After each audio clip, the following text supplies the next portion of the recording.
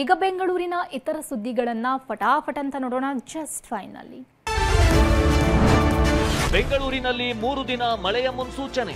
Montha cyclone ಪರಿಣಾಮ ಬೆಂಗಳೂರಿನಲ್ಲಿ ಇಂದೇ ಮೋಡ ಮುಸುಕಿದ ವಾತಾವರಣ ನಿರ್ಮಾಣವಾಗಿದೆ. ಬೆಂಗಳೂರಿನಲ್ಲಿ ಮುಂದಿನ 3 ದಿನ ಮಳೆ ಎಚ್ಚರಿಕೆ ನೀಡಲಾಗಿದೆ. ಹಾವೇರಿ, ಧಾರವಾಡ, ಬೆಳಗಾವಿ, ಬಾಗಲಕೋಟೆ, ಬೀದರ್, ಕಲಬುರಗಿ ಜಿಲ್ಲೆಯಲ್ಲಿ ಯೆಲ್ಲೋ ಅಲರ್ಟ್ ಘೋಷಣೆ ಮಾಡಲಾಗಿದೆ. ಇಂದು ಕರಾವಳಿ ಜಿಲ್ಲೆಗಳಲ್ಲಿ ವ್ಯಾಪಕವಾಗಿ, ಉತ್ತರ ಹಾಗೂ ದಕ್ಷಿಣ ಒಳನಾಡಿನ ಜಿಲ್ಲೆಗಳಲ್ಲಿ ಹಲವು ಕಡೆ ಮಳೆಯಾಗಿದೆ.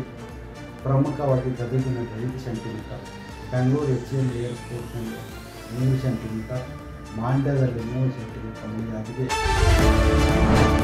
ಕುಡಿಯಲು ಹಣ ಕೊಡಲಿಲ್ಲ ಅಂತ ಸ್ನೇಹಿತನಿಗೆ ಲಾಂಗ್ನಿಂದ ಹಲ್ಲೆ ನಡೆಸಲಾಗಿದೆ. ಬೆಂಗಳೂರಿನ ಅರಸು ಕಾಲೋನಿಯ ಮಾರಮ್ಮ ದೇಗುಲ ಬಳಿ ಘಟನೆ ನಡೆದಿದ್ದು, ಡೆಲಿವರಿ ಬಾಯ್ ಮುನಿಯಪ್ಪ ಮೇಲೆ ಗೌತಮ್ ಹಾಗೂ ಸೂರ್ಯ ಅನ್ನೋರು ಹಲ್ಲೆ ಮಾಡಿದ್ದಾರೆ.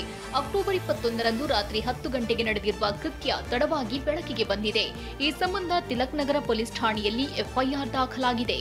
ಆರೋಪಿ ಜೈಲಿಂದ ರಿಲೀಸ್ ಆಗಿ ಬಂದಿದ್ದ 2 ದಿನದಲ್ಲೇ ಅವನ ಹತ್ರ ದುಡ್ಡು ಇರೋದಿಲ್ಲ. ಅವನು ತನ್ನ ಸ್ನೇಹಿತನಿಗೆ ಹೇಳ್ತಾನೆ, ಪೀಡಿಸ್ತಾ ಇರ್ತಾನೆ, ನನಗೆ ಕುಡಿಬೇಕು, ನನಗೆ ದುಡ್ಡು ಬೇಕು ಅಂದ್ಕೊಂಡು. ಆಮೇಲೆ ಬಾರಲ್ಲಿ ಕುಡಿತಾ ಇದ್ದಾಗ ಬಿಲ್ ಪೇ ಮಾಡೋದು ಇದಕ್ಕೆ ಸಂಬಂಧಪಟ್ಟಂಗೆ ಗಲಾಟೆ ಮಾಡ್ಕೊಳ್ತಾರೆ. ಗಲಾಟೆ ಮಾಡಿಕೊಂಡು ಅವನಲ್ಲೇ ಅವನಿಗೆ ಮತ್ತೆ ಸಿಕ್ಕಿ ಹೊಡೆದಿರ್ತಾನೆ. ಅದರಲ್ಲಿ 2 ಆರೋಪಿಗಳಿಗೆ ಬಂಧಿಸಿದ್ದೀವಿ. ಮನೆ ಮುಂಭಾಗ ನಿಲ್ಲಿಸಿದ್ದ ಕಾರು ಏಕಾಏಕಿ ಹೊತ್ತಿ ಉರಿದಿದೆ. ಆನೇಕಲ್ ತಾಲೂಕಿನ ಸಿದ್ದನಪಾಳ್ಯದಲ್ಲಿ ಘಟನೆ ನಡೆದಿದೆ. ಮನೆ ಬಳಿ ನಿಲ್ಲಿಸಿದ್ದಾಗ ರಾಕೇಶ್ ಎಂಬವರ ಕಾರು ಬೆಂಕಿಗೆ ಆಹುತಿಯಾಗಿದೆ.